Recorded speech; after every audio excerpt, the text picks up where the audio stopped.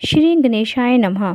श्री ओम नमो भगवते वासुदेवाय विश्वेश्वराय आदि पुरुष अपरंपार अलेख पुरुषाय नमः। दुआ जगत बंधु ज्योति स्वरूप जी की जाननहार हरियश गमांगन आया दास प्रभु के द्वार। अर्जुन को गीता का ज्ञान जो श्री भगवान जी ने दिया है वह मुझको मिले। हे भवभंजन भगवान श्री कृष्ण जी, यह किशोर दास मांगता है, हे प्रभु गीता ज्ञान के उच्चारण करने से तेरे पूर्ण रूप को पाता है। हे प्रभु, मैं आपके चरणों की शरण लेता हूँ। आप परम प्रवीण हो और मैं आपकी शरण में पड़ा हूँ। किशोर दास और कृष्णदास दीन गरीब हैं और आप संत की विनती को मान लेते हो। सो हे कमलावलंब श्री कृष्ण भगवान जी, कृपा निधान जी, तेरे संत भक्तों के लिए मैं यह गीता ज्ञान सरल भाषा में कहता हूँ। तो चलिए आइए पहला अध्याय शुरू करते हैं हम गीता का। जब कौरव और पांडव महाभारत के युद्ध को चले तब राजा धृतराष्ट्र ने कहा कि मैं भी युद्ध का कौतुक देखने को चलूँगा। तो व्यास जी ने कहा कि हे राजन, तुम्हारे नेत्र नहीं हैं, नेत्रों के बिना क्या देखोगे। तब राजा धृतराष्ट्र ने कहा, हे प्रभु, देखूंगा नहीं पर श्रवण तो करूंगा। तब व्यास देव जी ने कहा, हे राजन, तेरा जो सारथी संजय है वह मेरा शिष्य है। जो कुछ महाभारत के युद्ध की लीला कुरुक्षेत्र में होगी संजय तुमको यहाँ बैठे ही श्रवण कराएगा। जब व्यास देव जी के कमल मुँह से यह वचन सुने तब संजय ने श्री व्यास देव जी के चरणों में नमस्कार किया और हाथ जोड़कर विनती की, हे प्रभु जी महाराज के युद्ध का चरित्र कुरुक्षेत्र में होगा और मैं हस्तिनापुर में कैसे जानूंगा तथा राजा को किस भांति कहूँगा। जब इस प्रकार संजय ने व्यास जी के आगे विनती की तो श्री व्यास जी ने प्रसन्न होकर संजय से कहा कि हे संजय, मेरी कृपा से तुझे यहाँ सब कुछ दिखाई देगा और बुद्धि के नेत्रों से सूझेगा। जब व्यास देव जी ने यह वर दिया तो उसी समय संजय को दिव्य दृष्टि प्राप्त हुई और बुद्धि भी उनकी दिव्य हुई। आगे अब महाभारत का कौतुक कहते हैं, सो सुनो। 7 अश्वहिनी सेना पांडवों की और 11 औशन्या सेना धृतराष्ट्र के पुत्र कौरवों की, ये ही सेनाएं इकट्ठी होकर कुरुक्षेत्र में पहुंची। राजा धृतराष्ट्र ने संजय से पूछा, हे संजय, धर्म के क्षेत्र जो कुरुक्षेत्र हैं वहाँ मेरे और पांडवों के पुत्रों ने क्या किया, तो मुझसे कहो। राजा का वचन सुनकर संजय बोला, हे राजा, तेरे पुत्र दुर्योधन ने पांडवों की सेना को देखकर अपने गुरुदेव द्रोणाचार्य के निकट जाकर विनती की है।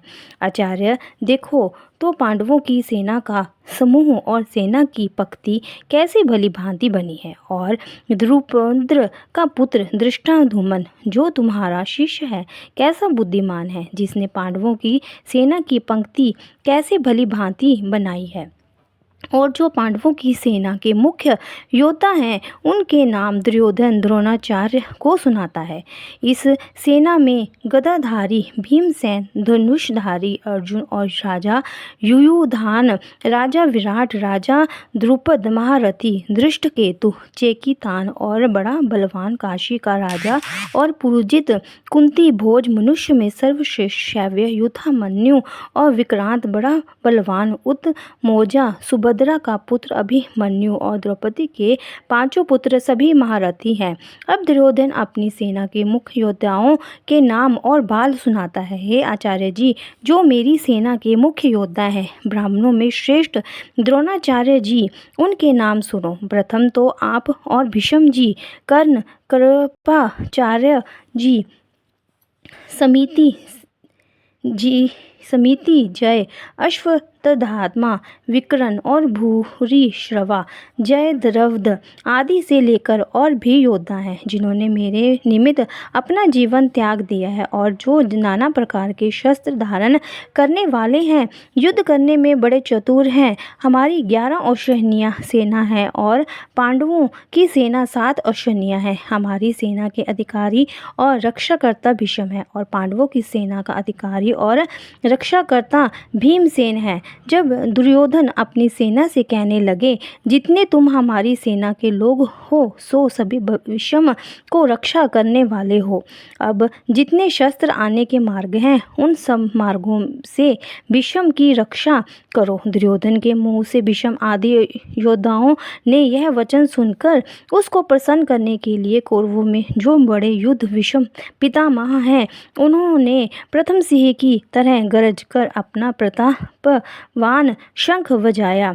जिसके उपरांत दुर्योधन की सारी सेना ने शंख बजाए, भैरी ढोल और रण वाद्य दमामे और गोमुख इत्यादि बजाए। सेना में विभिन्न प्रकार के बाजे एक साथ बजाए जिनका बड़ा भयंकर शब्द हुआ। अब पांडवों की सेना जो बाजे बजाए उनको कहते हैं। प्रथम तो जिस रथ पर श्री कृष्ण भगवान विराजमान है उस बड़े रथ की सारी सामग्री कंचन की है और रत्नों से जड़ित है। जैसे वर्षा ऋतु के मेघ गरजता है वैसे ही रथ के पहियों की आवाज़ है। ऐसा रथ है जब घोड़ों की शोभा कहते हैं। जैसे गौ का दूध होता है वैसा उनका सुंदर रंग है और जैसे कार्तिक का फूला हुआ कमल होता है ऐसा सुंदर घोड़ों का मुख है और बहुत सुंदर है गर्दन, जिनकी सुंदर है कान, जिनके सुंदर है पूंछ, जिनकी स्वर्ण की घुंघरी की जल्द रेव है और चरण में स्वर्ण के नुपुर पड़े हैं। यह तो उन घोड़ों की शोभा है। ऐसे सुंदर रथ पर सारथी भगत वत्सल सत्य स्वरूप आनंद नंद कंद श्री कृष्ण भगवान जी विराजमान है और योद्धा के स्थान पर अर्जुन भक्त विराजमान है। उन्होंने भी अपने अपने दिव्य शंख बजाए। प्रथम श्री कृष्ण भगवान ने अपना पांचजन्य नामक शंख बजाया और देवदत्त नामक शंख अर्जुन ने बजाया और पौंडो नामक शंख भीमसेन ने बजाया। भीमसेन कैसा है, जिसका उदर बड़ा है और कमर भी बड़ी है। अंत विजय नामक शंख कुंती के पुत्र राजा युधिष्ठिर ने बजाया। सुशोघुष नामक शंख नकुल ने बजाया और मणिपंचक नामक शंख सहदेव ने बजाया।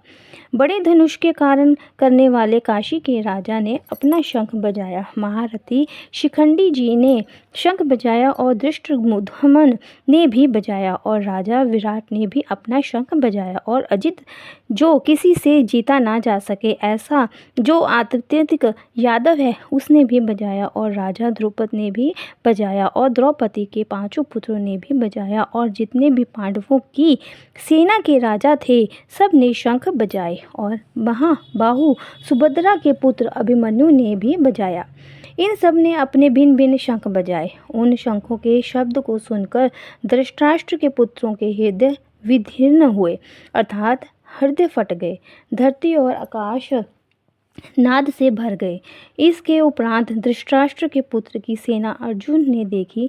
जब दोनों ओर की सेना के शस्त्र चलने लगे तब अपने धनुष का सिर ऊपर उठाकर पांडव अर्जुन ऋषिकेश श्री कृष्ण भगवान से बोले, हे अच्युतम अविनाशी पुरुष, मेरा रथ दोनों सेनाओं के बीच में ले जाकर के खड़ा करो, तब मैं देखूंगी हमारे साथ युद्ध करने को कौन कौन आए हैं। प्राणों का और धन का मोह त्याग कर जो आए हैं उनको मैं देखूंगा।